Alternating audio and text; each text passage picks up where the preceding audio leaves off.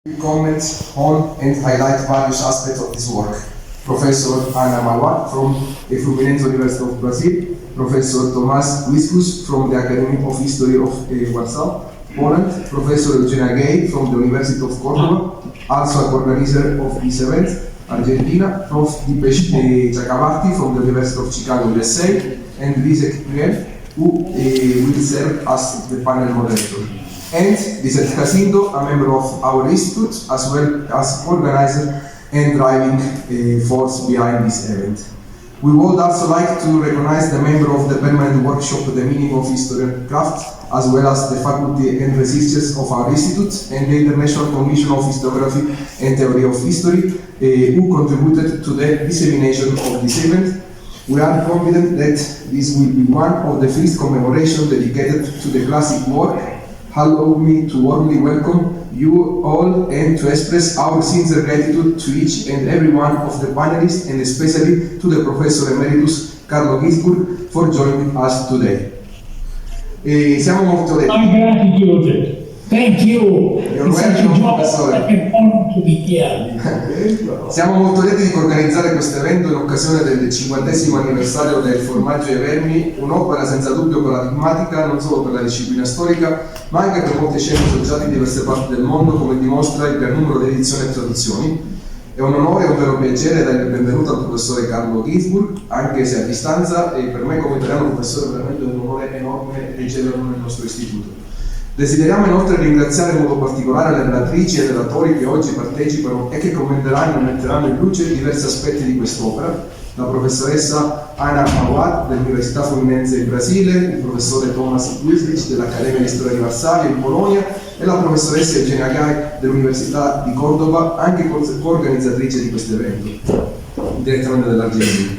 Il professore 𝗂𝗂𝗃𝗀𝗃 dell'Università di Chicago degli Stati Uniti e Lizette Jacinto che svolgerà il ruolo di moderatrice, e chiaramente la nostra Lizette Jacinto, una grande collega amica, membro del nostro Istituto di Scienze Sociali e Umanistiche, nonché coorganizzatrice e promotrice dell'evento. Grazie Lizette.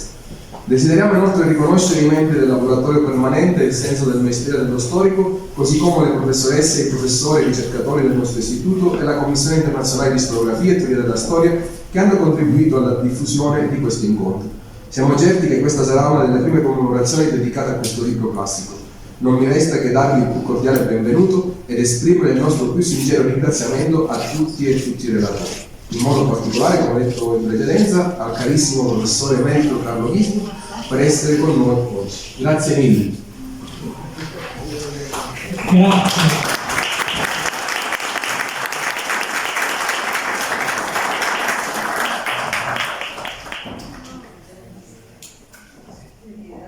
Thank you very much, Director Giusepe Lo Brutto. I'm very honored to try and direct this, I almost want to say conduct, these proceedings. What a wonderful event after 50 years to celebrate the birthday of the book. Photographs, and maybe Miguel, can you parrot the photos of 𝗂𝗂𝗃𝗀𝗃?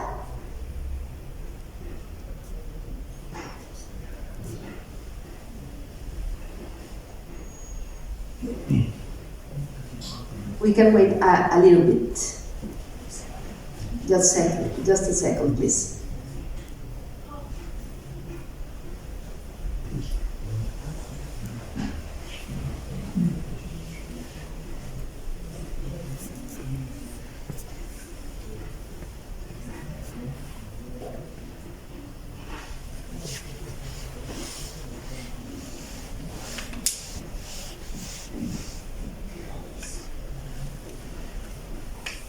Don't worry, Lizette. I tend to give for later.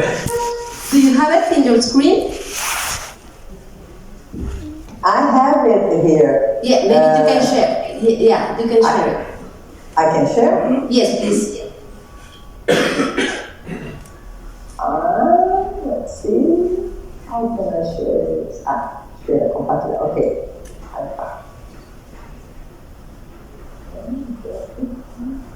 Okay, here.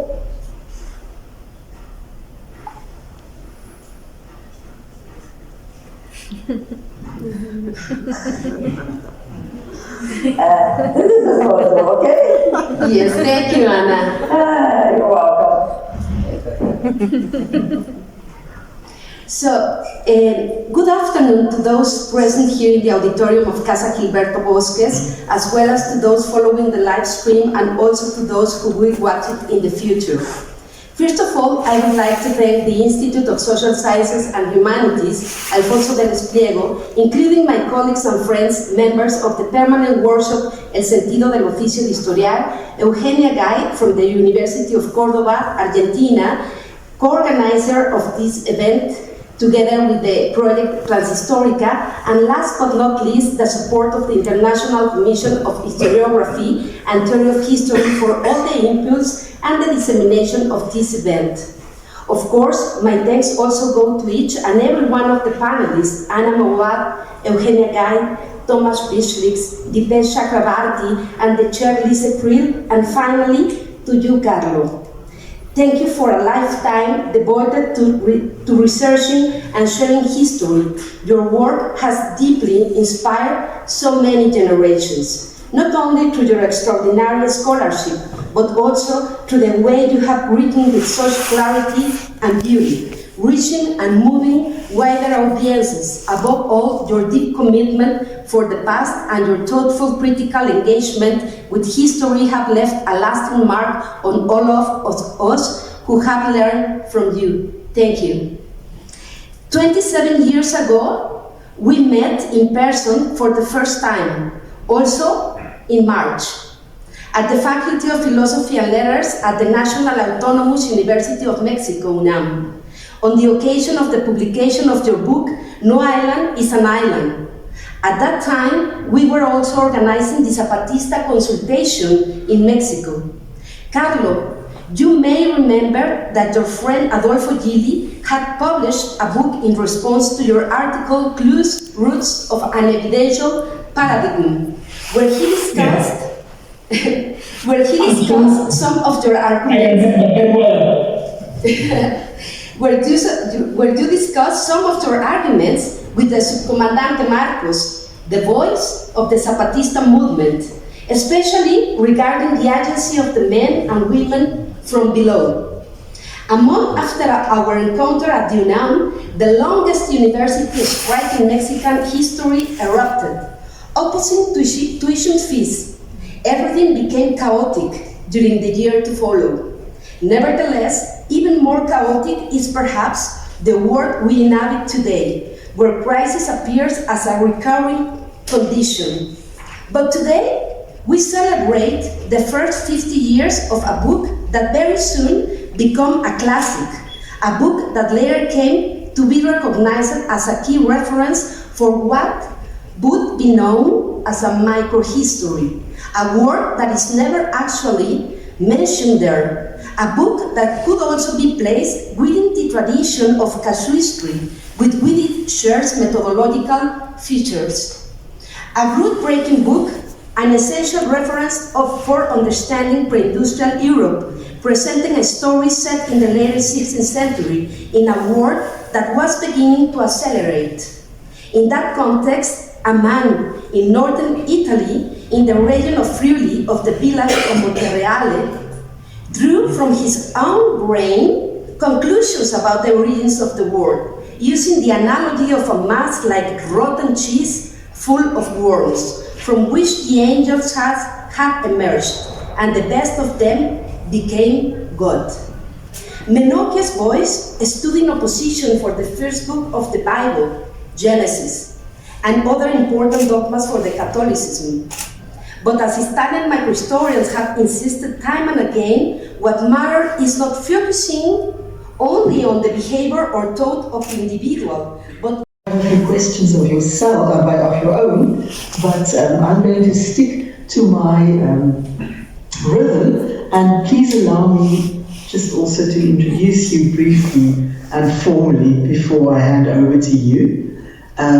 Professor Ginzburg is Emeritus Professor now of European Cultural History at the Scuola Normale Superiore in Pisa, and Emeritus Professor of Italian Renaissance Studies at UCLA, He taught from 1988 to 2006. Previously, he held academic positions in several Italian universities, received fellowships at leading institutions across Europe and the United States. His work has been honored with numerous recognitions, including the Premio Salento, the Premio Viareggio, the A.B. Warburg Prize of the city of Hamburg, as well as the prestigious Balzan Prize. Upon nomination by the Leibniz Center for Literary and Cultural Research in Berlin, Carlo Ginzburg was also awarded the Humboldt Research Award in 2008, and he also subsequently spent time in Berlin. We are very happy to be here with the pioneering historian, and we are really very eager to hear from you. So please, Thank you. Ginzburg. Thank you. Dear Lizette, dear Eugenia, I'm deeply grateful for the wonderful project you have been working on. I'm happy and honored to participate in it, and I would like to congratulate with 𝗚𝗂𝗋𝗋 for the splendid design he suggested for the 50th anniversary of the Italian version of the Cheese and the Worms. This long-term impact raises a question. How is it possible that a case study dealing on a 16th century Friulian miller, Domenico Scandella, nicknamed Menocchio, put to death by the Roman Inquisition, has been translated into 27 different languages? My answer would focus first on Menocchio's extraordinary personality. Secondly, on his bold attitude towards religious and political authorities, as well as on his dream of a new world, elements translatable into different cultures. Third, this anomalous case has been conveyed by an unconventional historical narrative, which may involve the readers by displaying the results of the inquiry, as well as the tortuous trajectory which paved the way to them. This list of translatability could go on and on, but I would like to insist on one of them, which is far from obvious. Some years ago, an Italian historian criticized my work on popular culture, including, of course, the Cheese and the Worms, like, I quote, old, unfashionable stuff, end of quote. My answer to this criticism was, to say the least, that it was, to say the least, myopic.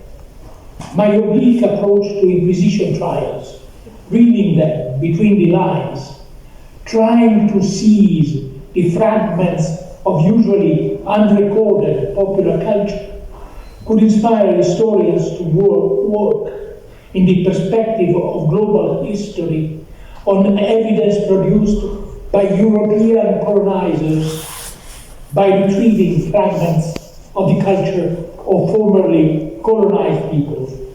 If I'm not mistaken, this suggestion may have contributed to the structure of this seminar. Now, I've been submerged by comments and challenging questions, and I think I will be absolutely unable to answer all of them, but I'm really surprised by the intricate connection they have. So I will start from one of them, Thomas' remark, which was not a question, historical imagination. This struck me, because if I remember well, the third point I made about the literary presentation of the Cheese and the Worms is also related to historical imagination. And, let's say, the interaction between fiction and history has been identified in the Cheese and Worms and in a sense, if I'm not wrong, also contributed to his long-term impact. Now, here there is a break in my trajectory, and in a way I'm indirectly responding to 𝗚𝗵𝘇𝗀's question, how do you feel 50 years later? And I would say that certainly my name is a sort of a running thread, but there are several Carlo Ginzburgs. Actually, let me start with a break. And the break was related to just at the end of my book, the publication of my book, Storia Notturna, in English, Ecstasies, Deciphering the English Sabbath. At that moment, I began to teach at UCLA, and the year after, Aidan White came, and he gave a talk, and I was in the audience, and I asked a question, and then a sharp, civil, very aggressive dialogue between us emerged. And actually from that dialogue, my friend and colleague, 𝗟𝗶𝘇𝗯𝘂, who was in the audience, told me in the evening, we should have a conference dealing with the way in which Aidan White's and his followers' skeptical approach to the Shoah must be discussed. And this, in fact, became a conference. The title is Framing the Limits of Representation.